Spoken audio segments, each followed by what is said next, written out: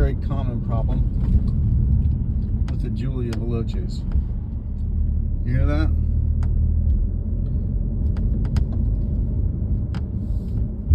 That is the constant sound of the sunroof rattling.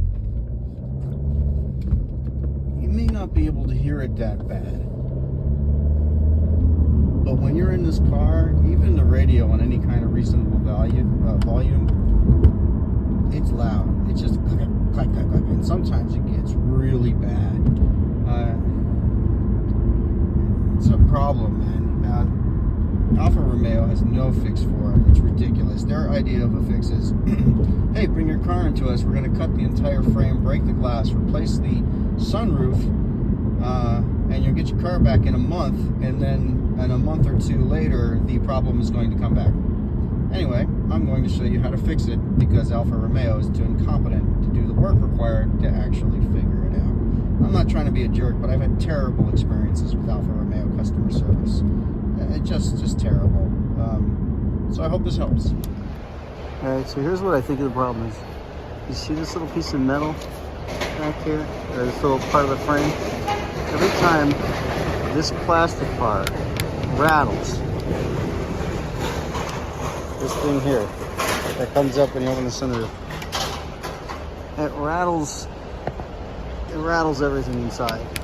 So this is what I'm going to try. My solution is this. On this part of the frame where this bends up right here, see this right here? At this elbow, get a long piece of weather stripping, something that's got a really good adhesion. This Gorilla Tape actually sucks. I'm going to replace it with something stronger and just put it all the way from here to back here so that now shit. So now, you hear that? I'm moving it. No more clicking noise. It won't click when you're driving. So my tape thing was just kind of a proof of concept, temporary measure. I'm probably going to get a door bumper guard. You know, those edge trims, those little ones. I think it'll fit that channel perfectly because it's cut into that pattern already, and then glue it in with maybe an epoxy or something that'll really hold long term. I'm sure there's a lot of really good adhesives for it. I'm not sure if I trust something like a super glue to not look hideous. You know, you want it to look good and natural. It's a nice car, don't ugly it up. But as you can hear, I got nothing. Let me hit some bumps here. I'm hitting like the little bumps in the road.